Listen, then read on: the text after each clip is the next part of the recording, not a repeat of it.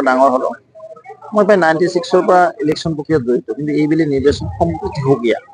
যোৱা 10 বছৰ মোদী ডাঙৰীয়াই যিদৰে দেশখনক আগবঢ়াই লৈ গ'ল আৰু এইবাৰ একপক্ষীয় নিৰ্বাচন মই যিটো দেখিলো বিৰোধী নিয়মাও পৰিৱেশ বহুত ঠাইত এজেণ্টে নাই পুলিং এজেণ্টে দিব পৰা নাই তেনেস্থলত কি কণ্টেষ্ট কৰিব তেওঁলোক খুব ভাল হ'ব 5টা সমষ্টিৰ জনতা যিদৰে ওলাইছে মোৰ এইটো কেন্দ্ৰ হয় 86 কেন্দ্ৰত মই যিটো দেখিলো এতিয়ালৈকে প্ৰায় 170 গৰাকী সন্মানৰ ব্যক্তিয়ে ভোটদান প্ৰক্ৰিয়া কৰিলে আৰু মোৰ চেণ্টাৰটো দুইটা আছে একচুৱেলি এইখন দুটা পাৰ্ট ক আৰু খ বাওঁ শাখাটো আমাৰ সুতাৰগুচি গাঁওখন সৰু মাজগাঁৱৰ এটা পাৰ্ট নকুচি বুলি কয় আৰু সেইটো হ'ল মুছলমান সম্প্ৰদায় সংখ্যালঘু ৰাইজ অসমীয়া মুছলমান আমাৰ খিলঞ্জীয়া মুছলমান তেওঁলোকো ওলাইছে একেলগে দুটা লগ লাগি ভোটদান কৰিলে খুব ভাল হ'ব 14খনে পোৱাৰ এক পৰিৱেশ ৰচনা হৈছে অসমত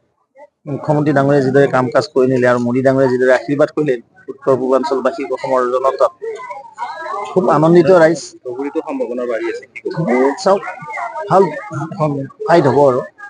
আমি আশা কৰিছো ভাল এটা ফলাফল তাত আহিব লাগে সংখ্যাগুৰু কি আছে মোদীৰ লগত সকলো আছে জনতাক ক্ষমা কৰিব লাগিব সবকা সাথ সবকা বিকাশ ইয়াত কোনো সংখ্যাগুৰু সংখ্যালঘু নাই আমি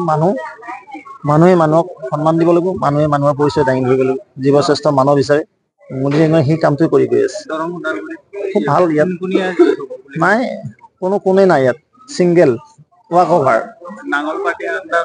মই ক'লো কি আণ্ডাৰ কাৰেণ্ট অভাৰ কাৰেণ্ট কিছু কাৰেণ্ট নাই এটাই কাৰেণ্ট আছে বিজেপি কাৰেণ্ট